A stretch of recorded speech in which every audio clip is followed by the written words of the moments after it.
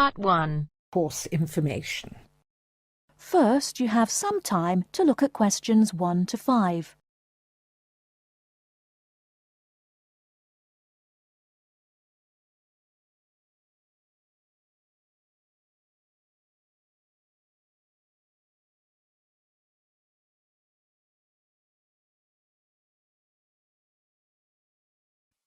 Hello, I wonder if you could help me. I am interested in enrolling in your MBA programme. Could you give me some information, please? Yes, of course. I'll take a few details first of all, and I'll give you a copy of our prospectus. Oh, that's okay. I already have one here. I've been researching the MBA courses in the local area, so I already have lots of course information. That's great. OK, so first of all, can you tell me your name, please? Yes, of course. It's Anne Horbury. Horbury, is that Hawberry? Yes, that's right.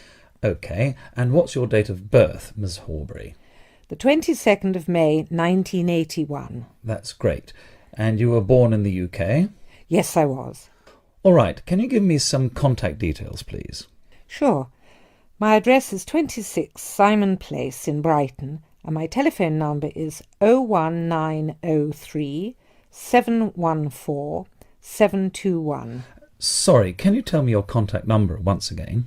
Yes, it's 01903 714 721.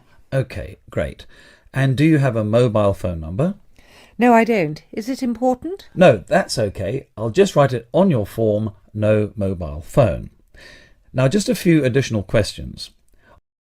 Before you hear the rest of the conversation, you have some time to look at questions 6 to 10.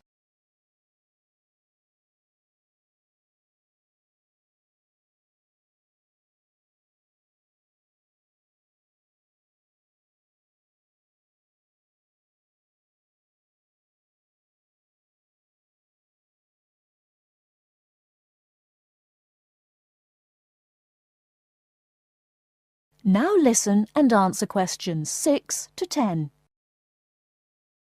Are you working or studying anywhere else at the moment? Yes, I'm working for Lloyd Enterprise in the city as a secretary, and I'm also attending a computer course part-time in the evenings. Great. So can you give me some details about your educational background? We need to make sure that your qualifications match the entry requirements. Yes. I completed a business degree a year ago. I've been working since my graduation, but the job market is very competitive these days, so I'd like to do some postgraduate study now. OK, that sounds fine. Your degree is relevant, and it's good that you have some work experience too. I do need to warn you, though, that our MBA programme is extremely popular and gets full quickly. So would you be interested in applying for any alternative courses if your application is not successful this time? Well, my first choice would, of course, be the MBA, but yes, I've had a good look through your prospectus, and I would also be interested in the international marketing course. That's great. It's always a good idea to keep your options open just in case. Finally, can you tell me where you learned about our courses here? Actually, my cousin studied the MBA course 2 years ago, and she recommended it to me. OK, well, thank you for coming in today. I will pass your details on to our admissions department. They should contact you this week with a formal application form, and they usually invite MBA candidates to come in for an interview. OK, well, thanks for your time. No problem. Good luck with your application. That is the end of Part 1. You now have half a minute to check your answers.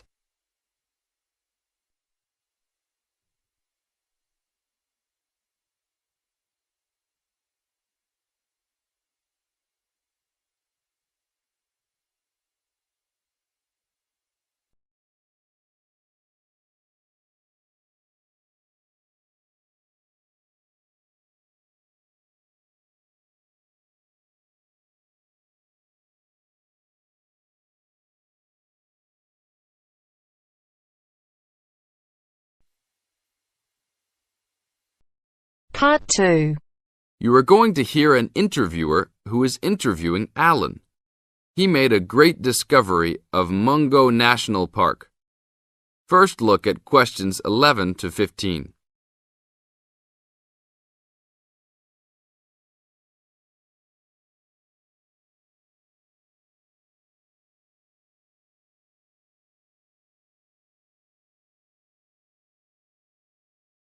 As you listen to the first part of the interview, answer questions 11 to 15.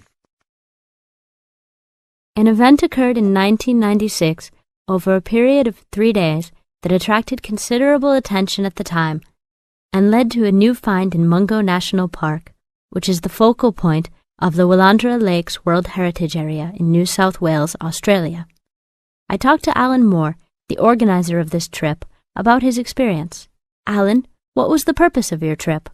Well, as you know, I love the outback and lead tours of people wanting to go into more remote parts of the country. However, I thought it was time for me too to have a holiday. So I packed up my family and we went to Mungo National Park. Why did you choose this location? It holds a record of Aboriginal life stretching back over 40,000 years. And of course, I wanted my young kids to be amazed by the main feature of the park, the remarkable Walls of China, as they're called, where wind and water erosion have exposed this long history. I see. What was the weather like? It was unusual for that time of year.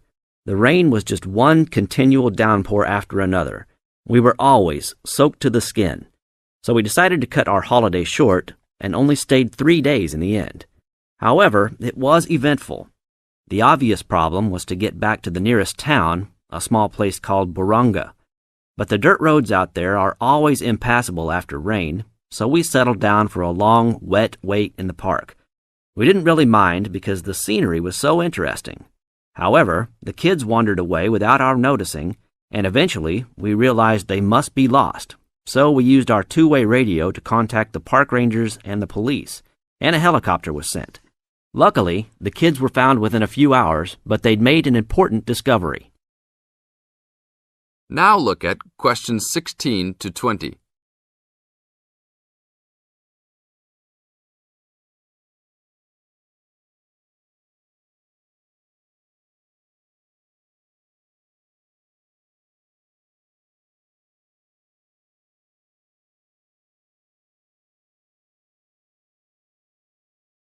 As the talk continues, answer questions 16 to 20. So, the trip was also eventful for another reason, wasn't it? Yes. They led us to some ancient Aboriginal art. The kids had taken shelter in a very small, low cave that was difficult to see from the outside. We were lucky to have another family camping in our location. When they heard us calling the kids, they immediately helped us search for them, and as the hours went by, they also provided us with much-needed support and encouragement. We really appreciated their help, and as we were already soaked through after looking for the kids for a couple of hours, they even made sure we had enough dry clothes to wear. The park ranger managed to get through to us to lead the search, and when the helicopter pilot notified us by two-way radio that he'd seen the children but was unable to land nearby, we were able to eventually find them very excited about what was in their little cave. And what did you think of their cave? Well, after squeezing in, I must say I was impressed, and managed to take a few photos of it before we left. There were many faint markings and dots on the wall. It was difficult to tell what they represented because they were so small, but people from the museum who have since visited there said the markings were similar to some other findings in the area, and later confirmed they were very old. Although it's now a protected site, the children like to call it their cave, and are allowed to visit it when a ranger can go with them. Thank you, Alan. If you go to Mungo National Park, you can see the entrance to the cave and some of Alan's photos at the ranger's station. Alan continues to lead tour groups in the outback, and if you want further information... That is the end of part 2. You now have half a minute to check your answers. You now have half a minute to check your answers.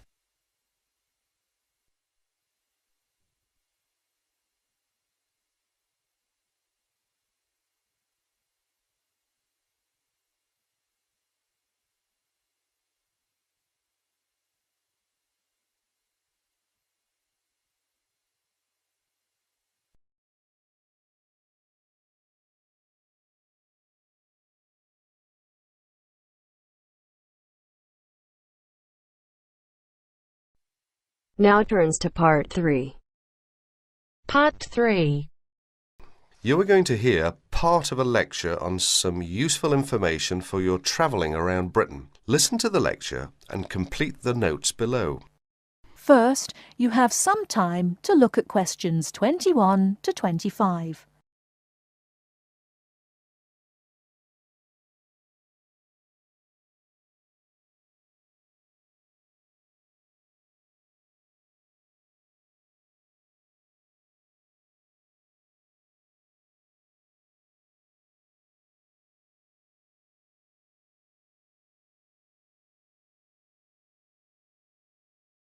Now listen carefully and answer questions 21 to 25. Good afternoon and welcome to the session on Britain. This afternoon I would like to provide some useful information for you about travelling around Britain. Britain has over 700 tourist information centres. You will find them at major ports, airports, stations, historic landmarks and towns, and holiday centres. So just look out for this sign that says Tourist Information. The staff will be able to answer your holiday queries, as well as provide essential maps, guides and brochures. Tourist information centres at major ports and airports in London and addresses of British Tourist Authority European offices are all listed on the Tourist Information Centres. Now, let's talk about the telephone in Britain. You know, Britain is well supplied with public telephones. Street kiosks take lop coins. In city centres, mainline railway stations, airports and central London underground stations, payphones and card phones are in operation. For the latter, small plastic phone cards are used, and these come in 10, 20, 40, 100 and 200 units and can be bought at post offices, news kiosks, station bars and shops where the green and white card phone sign is displayed. Before you hear the rest of the talk, you have some time to look at questions 26 to 30.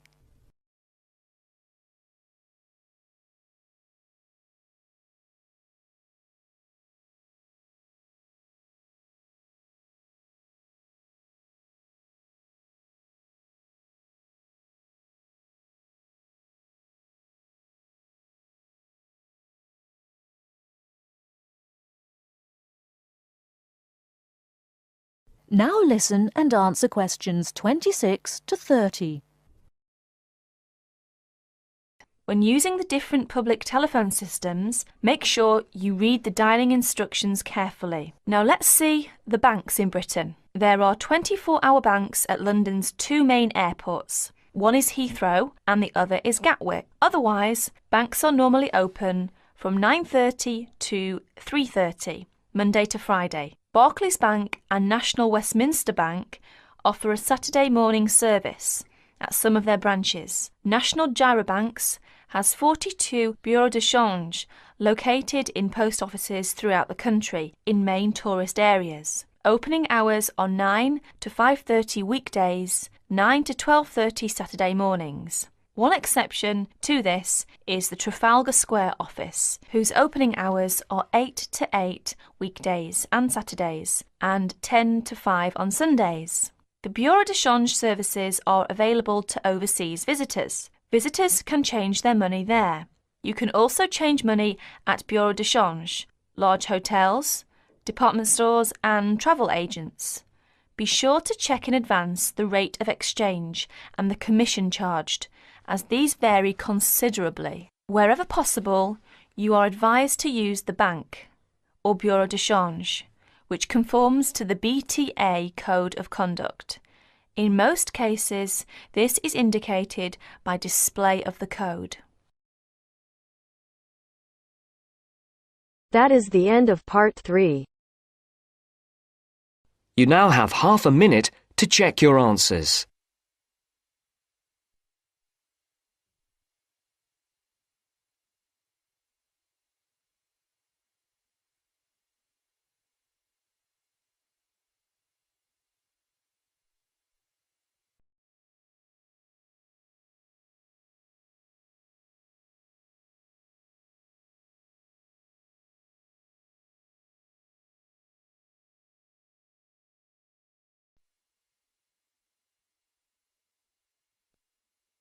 Now turns to Part 4. Part 4. You will hear part of a lecture about product life cycles.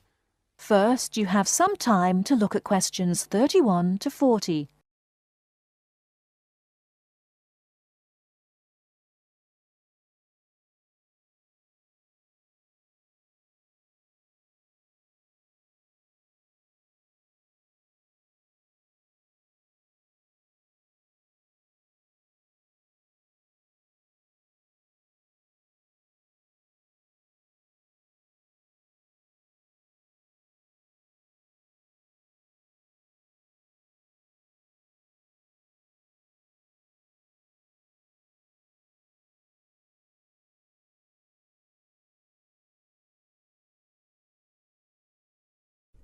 Now, listen carefully and answer questions 31 to 40.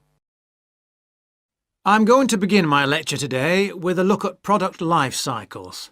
Now, as we go through the product life cycle, I will be trying to raise some issues which are important with regard to each phase of the cycle. I won't have all the answers for you this morning. This one of the lecture series is just to get you started and, I hope, interested. Let's start with the first phase of the cycle, that of product design. This is really the most important part of the cycle. We often talk as if it is consumers who are responsible for recycling, and so they are, but in reality, the major responsibility must be borne by designers. They can design products where recycling is easy and cheap, or difficult and expensive. In the latter case, the likelihood is that recycling, though technically feasible, will not in fact take place. Now, don't jump ahead, because the second stage is not product manufacturing, but rather that of materials acquisition. This is the activity we do when we mine coal or other minerals such as gold or iron or copper. In addition to mining, there is harvesting, which includes the cutting down of trees as a first step in the making of furniture or paper, or fishing. These activities have costs which are not only money costs. Pollution is one of the extra costs. We have also to think whether the resources we use are renewable, such as trees, or not, such as coal and other minerals. The third stage is not manufacturing either. It is materials processing. This is where we take the raw materials and use energy to change them into a form that can be used in manufacturing. For example, trees must be turned into paper or oil into plastic. The cotton plants that grow in the fields must be turned into cloth. All of these activities require the use of chemical processes, and, as with all chemical processes, waste is produced, often of a dangerous kind. And now we come to the manufacturing stage. This is usually the most expensive in terms of cost and energy and waste. The wastes are often those that contribute to global climate change. For example, we make 41 billion glass containers, mostly bottles, each year, and we throw most of them away. A lot of manufacturing seems unnecessary if we could only organise things better. And this could mean greater profits for the manufacturing companies too. Stage 5 is packaging. Many products are packed in paper or plastic, which themselves, of course, have their own processes and costs. Excessive packaging is often criticised, but it must be remembered that packaging serves a purpose, often more than one purpose, such as maintaining freshness and hygiene, as well as providing information. In our globalised world, we must never forget the next stage, which is distribution. This is the stage where transportation and energy play a big part. Lorries, trucks, trains, planes and ships all use up the precious stocks of oil and, as we know, generate greenhouse gases, which, as we hear again and again, contribute to climate change. Stage 7 is the point of it all, using the product. Looking after products, using them in the recommended ways, timely repair and maintenance all reduce the need for early replacement and reduce the number of products in landfill sites. We should not encourage the purchase of single-use products, that is, products which are designed for use on one occasion only and then to be thrown away and replaced. I'm going to skip a stage for a moment and move straight on to the final stage, which is disposal, putting the product in the bin. This is the end of the life of the product and we lose it completely. It may have only a little value, but it does have a value even at this stage of its life, even in fact when it's actually in the landfill site. Now, I missed out one stage. This is a cycle within a cycle. That is, within the life cycle of the product, there can be a closed-loop cycle which can extract more value from the product. This is the reuse and recycle loop. It is a closed loop because, in theory, it can continue forever, though in practice, of course, this is not possible. Recycling products mean that they can be used to make more of the same product. CDs, bottles, books, or that they can be used to make different ones. For example, 1 pound of recycled paper can make 6 cereal boxes. And if we recycled all our newspapers, we could save 40,000 trees a day. Now, with this approach to the life cycle of a product in mind, we can go on to consider life cycle analysis. That is the end of part 4. You now have half a minute to check your answers.